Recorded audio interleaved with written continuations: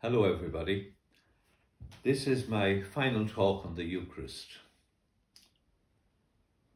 St. Thomas Aquinas said, the way of receiving this sacrament, the Eucharist, is twofold, spiritual and sacramental. So, two ways of receiving. First of all, we recognize that God is calling us to a unique personal encounter with Him, along with the Father and the Holy Spirit. We can prepare ourselves with great care, getting rid of all obstacles to God's love and seeking to enter into communion with Him. Secondly, we can receive Christ without much effort on our part, doing little or nothing to remove any obstacles to communion with Him. Spiritual communion is when there is a real longing for union with Christ. And I think Psalm 62 gives us some insight into that longing for communion is all about. O God, you are my God. For you I long. For you my soul is thirsting. My body pines for you like a dry, weary land without water. So I gaze on you in the sanctuary to see your strength and your glory. For your love is better than life. My lips will sing your praise. Just notice the key words there. Longing, hungering, thirsting, gazing, pining, loving.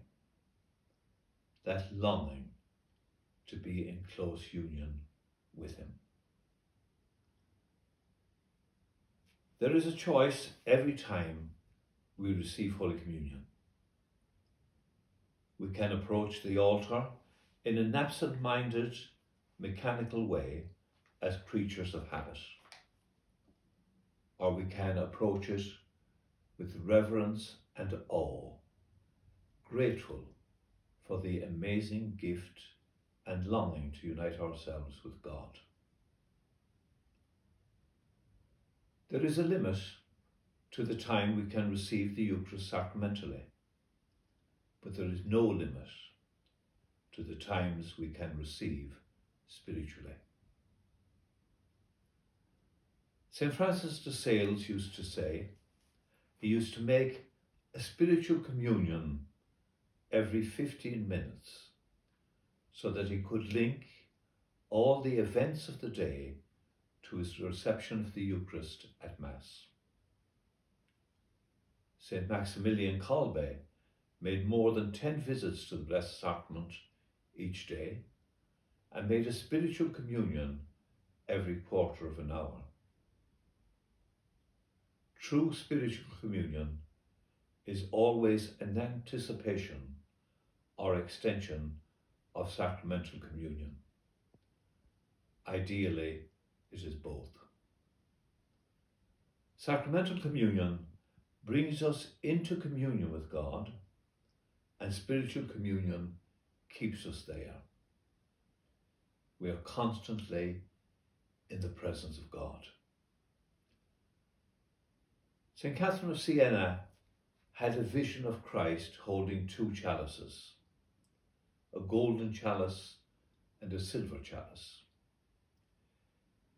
In the golden chalice, she heard him say, I put your sacramental communions in this golden chalice, and in the silver chalice, I put your spiritual communions. Both chalices are quite pleasing to me. We can unite ourselves with Christ in the Eucharist at any time and in any way, through words, mental images, or simply what St. Therese called a surge of the heart. We can use our imagination. For example, imagine the rays of God's love penetrating every fibre of our being, drawing us into communion with him. Mother Teresa speaks of prayer in front of the Blessed Sacrament. She said, you come into the presence of Jesus in the Blessed Sacrament and you sit there or you kneel there, simply gazing at him. But she said that gaze is a two-way thing. As you gaze at him, he's gazing back at you. And not only is he gazing back at you, but he's gazing deep within. And his gaze is a healing gaze. He knows what is going on in the depths of our being. He knows at times there is turmoil and confusion there.